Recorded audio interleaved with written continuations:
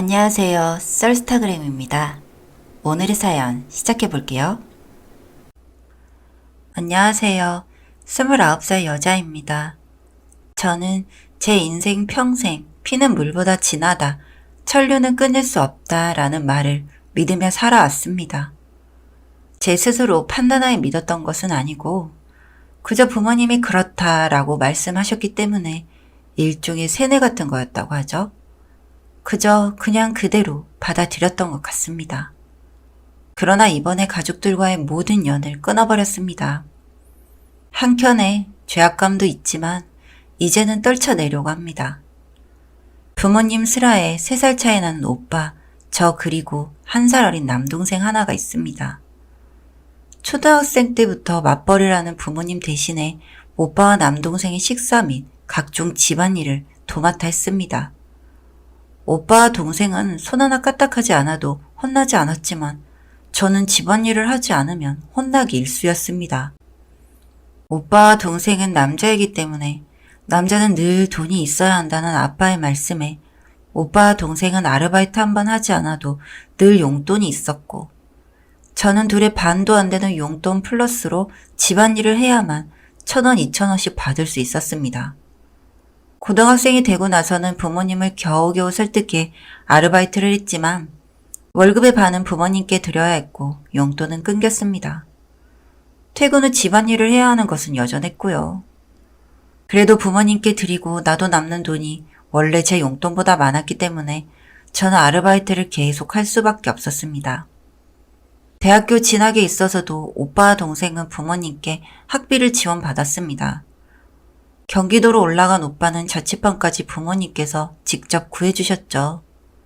반면 서울권 대학을 가게 된 저는 학비 지원이 없는 것은 물론 자취방은 어림도 없었기 때문에 기숙사 생활을 하여 평일엔 학업과 아르바이트를, 주말엔 본가에 내려가 부모님을 도와야 했습니다. 전문대를 비하하는 것은 아니지만 4년제 갈 성적이 되지 않아 전문대를 간 동생조차 학비를 부모님께 지원을 받았더군요. 부모님께 살가운 말 한 번 들어본 적 없었지만 가족이기 때문에 가족이라서 부모님은 언제나 늘 제게 희생을 강요했었습니다. 너무 어린 시절부터 이렇게 살아왔기 때문에 힘들어도 다들 이렇게 사는 줄 알았습니다. 그래서 힘들 때마다 스스로를 학대하며 버텨왔습니다. 나는 부모님께 드리느라 생활비가 모자라 컵라면으로 끼니를 때우지만 오빠와 남동생은 부모님이 바리바리 반찬을 싸서 챙겨주었다는 것을 알았을 때도 나는 냉방비가 아까워 여름에는 에어컨 대신 선풍기와 부채로 버티지만 오빠와 남동생은 한여름과 한겨울엔 공과금조차 부모님이 보태주셨다는 것을 알았을 때도 눈물을 머금었지만 이것이 미덕이라고 생각했습니다. 운 좋게 첫 직장을 중견기업에 들어갈 수 있었습니다. 오빠는 대학 졸업 후 변변찮은 회사에 취업해 금방 그만두기 일쑤였습니다. 그러다 공무원 준비를 선언했고 오빠의 발언에 동생도 공무원 준비를 하겠다며 따라 나섰습니다. 부모님은 두 형제를 전폭적으로 지지했습니다. 그맘때쯤은 부모님께서 제게 바라는 돈의 액수도 껑충 띄었습니다. 회사 일만으로도 벅찬 제가 주말에도 아르바이트를 해야 겨우 생활이 될 정도였으니까요. 도대체 왜 그 많은 돈이 필요하냐 제가 묻자 부모님은 너희 오빠와 동생이 공무원 준비를 하겠다는데 그 정도는 해줘야 하지 않겠냐고 하더군요. 네, 제가 드린 돈의 대부분은 오빠와 동생에게로 갔습니다. 오빠와 동생에겐 고맙단 말 한 번 듣지 못했죠. 그럼에도 일하느라 주말에 본가까지 내려가 집안일을 돕지 않아도 되는 현실이 다행이라 생각이 들면서도 이런 생각을 하는 제 자신에게 실망해 고통에 시달렸습니다. 그러다 결국 우려하던 일이 벌어졌습니다. 월화수목금토일을 쉬지 못하고 일하던 제가 쓰러지고 만 것입니다. 병원에 입원을 하고 부모님이 걱정하실까 말을 하지도 못하다가 그래도 이렇게 계속 할 수는 없지 않을까라는 생각에 부모님께 말씀드리려고 전화를 드렸습니다. 그런데 정말 운명의 장난인지 제가 전화를 드리자마자 마침 잘 됐다며 전화를 받은 부모님은 오빠가 공무원 준비를 하던 중 같은 학원 여학우분과 연애를 했고 아이가 생겨 결혼을 하기로 했다는 말을 전달받았습니다. 손주가 생긴다며 아이처럼 들뜬 목소리로 소식을 전해주시는 부모님께 차마 쓰러졌다는 말을 할 수 없었던 저는 그저 축하한다는 말밖에 할 수 없었습니다. 그래도 오빠도 한 가정의 가장이 되었으니 이제 좀 나아지지 않을까 생각했었습니다. 그러나 제 기대가 첫잠이 부서진 건 얼마 지나지 않은 후였습니다. 모아둔 돈이 있을 리가 만무했던 오빠, 그리고 그런 오빠의 결혼식 비용으로 얼마, 조카 선물로 얼마, 야금야금 제가 모은 돈을 다 가져가지기 시작했습니다. 처음에는 기쁜 마음이었으나 급기야 제 월세 보증금까지 노리고 출퇴근 왕복 4시간이 걸리는, 심지어 수도권도 아닌 본가에 들어오라는 부모님을 보며 더 이상 이럴 순 없다라고 판단했습니다. 그날 처음으로 부모님께 울면서 말씀드렸습니다. 내가 도대체 못한 게 뭐냐? 엄마 아빠한테 단 한 푼 지원이라도 받은 적이 있냐? 악착같이 사는 딸에게 응원 한마디 못해줄 망정 이게 뭐 하는 거냐 하고 엉엉 울었습니다. 부모님은 잠시 주춤하며 미안하다고 하셨으나 얼마 지나지 않아 원래대로 돌아오시는 것을 보고 저를 지키는 것은 저밖에 없다는 확신이 생기는 계기가 되었을 뿐이었습니다. 주말에 본가를 가는 것을 없앴습니다. 바쁘다는 핑계로 부모님을 보러 가지 않았습니다. 명절에도 그저 용돈 보내드리는 것으로 끝냈고 돈이 없다고 말할 수 있게 되었습니다. 드디어 제게 진정한 주말이 생기자 그동안 보지 못한 친구들도 보게 되었고 평범한 20대처럼 퇴근 후 술 한 잔씩 기울이다 보니 첫 남자친구도 생기게 되었습니다. 남자친구는 정말 좋은 사람이었습니다. 술 한 잔 기울이다 제가 술김에 엉엉 울며 그동안 살아온 얘기를 하자 남자친구는 저를 꼭 안아주며 위로해 주었습니다. 그렇게 결혼을 전제로 남자친구와 만나게 되었습니다. 이전처럼 자주 부모님께서 큰 금액을 바라시진 않으셨지만 자잘자잘한 금액은 계속 요구해 오셨고 그때까지만 해도 아직까진 차마 연을 온전히 끊기란 어려운 일이라 소액은 계속 드리고 있었습니다. 그러나 큰 사건이 하나 생겼습니다. 이것이 제가 가족과 온전히 연을 끊기로 다짐한 계기입니다. 오빠와 결혼한 새언니가 이혼하기로 한 것입니다. 그도 그럴 것이 오빠는 한 가장의 가장이 되었음에도 책임감 없는 모습을 계속 보였습니다. 부모님을 거쳐 계속 제게 돈을 받아가고 일을 제대로 다니지도 않고 어릴 때부터 집안일이라고는 해본 적도 없는 사람이 집안일을 할 줄이나 알겠나요?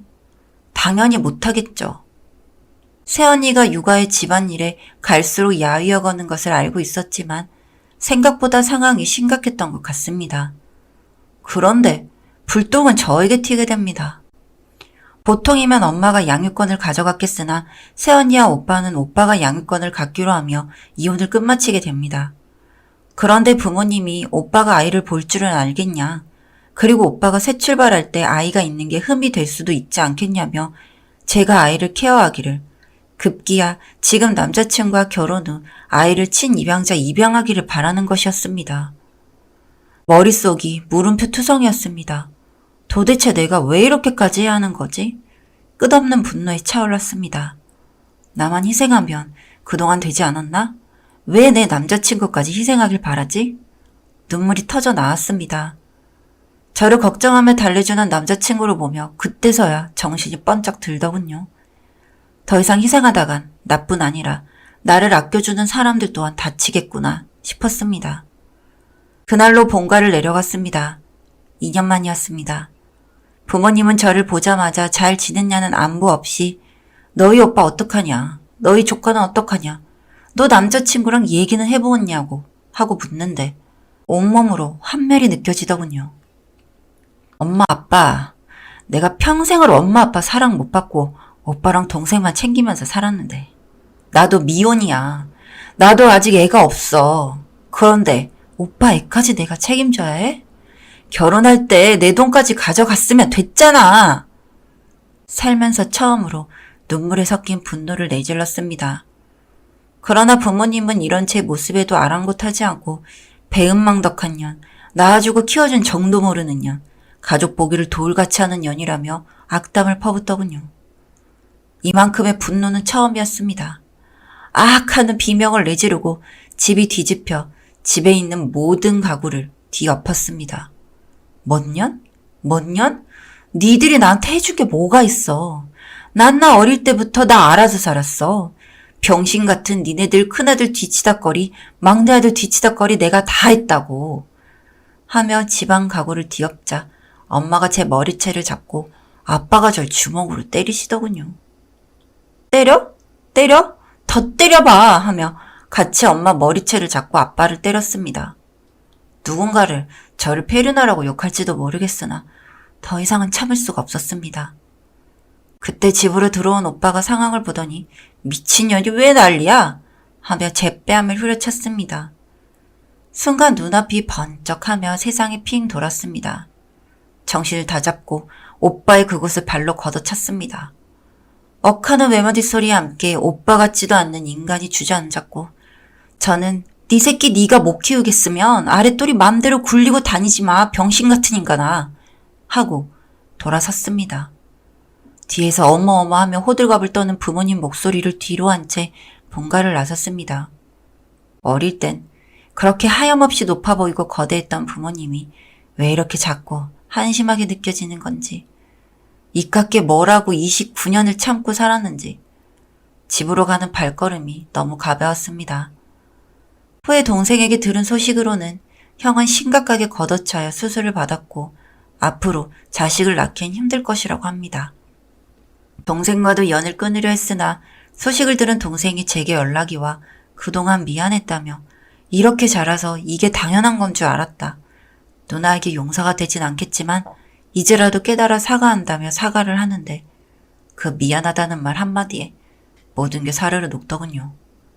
앞으로 저는 혈연에 연연하지 않고 살아나가려고 합니다. 많은 응원 부탁드립니다. 여기까지 썰스타그램이었습니다. 구독과 좋아요 부탁드릴게요.